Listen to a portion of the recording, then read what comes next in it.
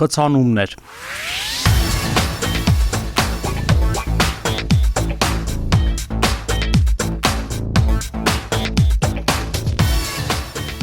Երևույթը կարելի է համարել երթևեկության, եթե ոչ թիվ 1, ապա առաջնային խնդիրներից մեկը ողջ աշխարհում։ Իհարկե, տարբեր քաղաքներում իրավիճակները տարբեր են։ Մի քաղաքում գրեթե խցանումներ չկան, մյուսում մի քանի կիլոմետր անցնելու համար ժամեր են պահանջվում։ Ըստ վիճակագրության խցանումների մեծ թվով աչքի են ընկնում Մոսկվան, Ստամբուլը, Ռիո դե Ժանեյրոն, Լոս Անջելեսը եւ իհարկե Չինաստանի շատ քաղաքներ։ Ճանապարհային երթևեկության խցանումներով հայտնի են նաեւ Սան Պաուլոն։ 2008-ին հենց այստեղ է գրանցվել աշխարհի ամենաերկար խցանումներից մեկը՝ 265 կիլոմետր։ Խցանումների առումով Հայաստանը բարեբախտաբար այս երկրների հակապատկերն է։ Մեր երկրում հիմնական խցանումները լինում են մայրաքաղաքում, առավոտյան եւ երեկոյան ժամերին։ Երևան քաղաքում հիմնականում հանդիպում ենք մի քանի րոպեից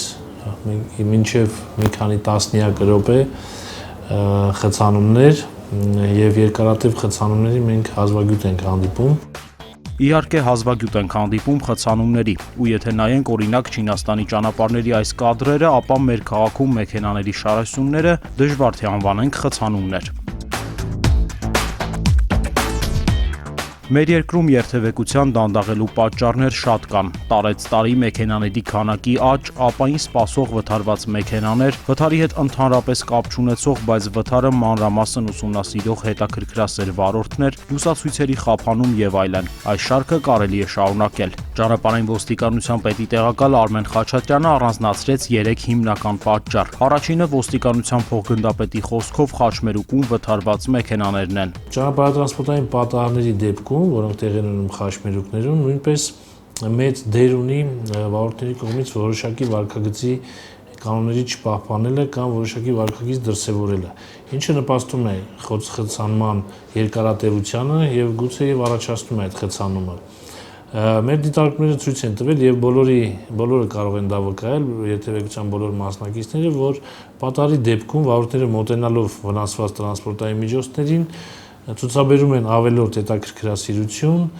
կանգ են առնում, ուսումնասիրում են դեպքի վայրը, երբեմն նույնիսկ հարցուփորձ են անում, այնուհետև շարունակում են երթևեկությունը, չգիտակցելով, որ իրենց կանգով կանգնեցնում են մի ողջ տրանսպորտային միջոցի հոսք։ Խցանման պատճառներից է նաև լուսացույցի խափանումը։ Թեև ճանապարհային ոստիկանությունը ձեռնարկում է համապատասխան քայլեր խնդիրը վերացնելու համար, սակայն վարորդներն էլ այստեղ անելիք ունեն։ Լուսացույցերի խափանման ժամանակահատվածում խցանումների դեպքում նույնպես դիտարկում է վարորդների կողմից որոշակի կանոնների պահանջների չկատարման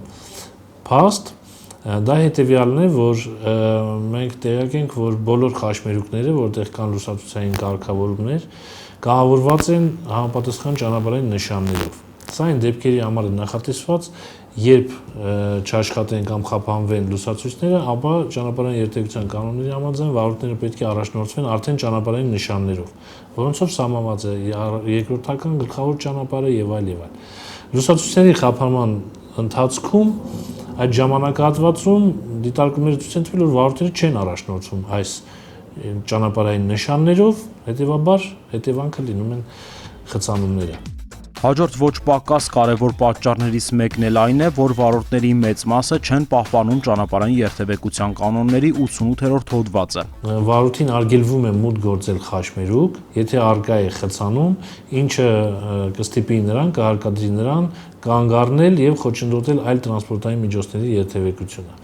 Այսինքն վարորդները խցանման դեպքում, խցանման ընթացքում հաստատ համոզված լինելով, որ մտնելով խաչմերուկի տարածք չեն ազատելու, որովհետև խցանում կա, այնուամենայնիվ մուտք են գործում տարածք, խոչընդոտելով այլ տրանսպորտային միջոցների երթևեկությունը։ Նույնիսկ լայն խաչմերուկներում, օրինակ Ագաթ Անգեղոս, Արշակունյաց այդ խաչմերուկում հստակ 2-3 մետր ունենալով ընդամենը տարածք, կանաչ լույսի առկայությամբ մուտք է գործում այդ 2-3 մետրը եւ մնալով այդտեղ այլևս խոչընդոտ է հանդիսանում այլ տրանսպորտային միջոցներին։ Այս երևույթն ունի մի խնդիր եւս։ Եթե վարորդը լուսացույցի կանաչ լույսի տակ կանգնում է, գիտակցելով, որ չի անցնի խաչմերուկը եւ խոչընդոտ կհանդիսանա մյուս տրանսպորտային միջոցների համար, հետևի կանգնած մեքենաների վարորդները ձայնային ազդանշաններ են տալիս եւ ստիպում վարորդին առաջ գնալ։ Ներկայումս Այս ուղղությամբ վարչական ներգործության միջոցներ չեն կիրառվում, բայց հետագայում բացառված չի, որ կիրառվեն վարչական ներգործության միջոցներ։ Ճանապարհային ոստիկանությունը իրականացնում է համապատասխան ծառայություն խցանումները բացառելու ուղղությամբ։ Նաև իրականացվում են երթևեկության կազմակերպման փոփոխություններ։ Օրինակ, խցանումներով հայտնի կրկեսի խաչմերուկում երթևեկության փոփոխությունից հետո արդեն շաբաթներ է, ինչ խցանումների գրեթե չենք հանդիպի։ Հունիսի 11-ից տրանսպորտային միջոցների հապաղումներից եւ կուտակումներից խուսափելու նպատակով Հանրապետության հրապարակում կկատարվի երթևեկության կազմակերպման փոփոխություն։ Համապատասխան ճանապարհային նշաններով եւ նշումներով երթևեկությունը կկազմակերպվի այնպես, որ երթևեկության առավելություն կունենան հրապարակի շրջանաձև երթևեկության հատվածում գտնվող տրանսպորտային միջոցները, մերձակա փողոցներից շրջանաձև երթևեկության հատված մուտք գործող տրանսպորտային միջոցները ճանապարհը կզիջեն շրջանաձև երթևեկության հատվածում գտնվող տրանսպորտային միջոցներին։ Ճանապարհային ոստիկանության 177 թեժգծին օրական ստացվում է մոտ 100 ահազանգ եւ ծանրաբեռնվածության պատճառով լինում են պահեր, երբ ճանապարհային ոստիկանության կարգախումբը փոքրինչ ուշանում է։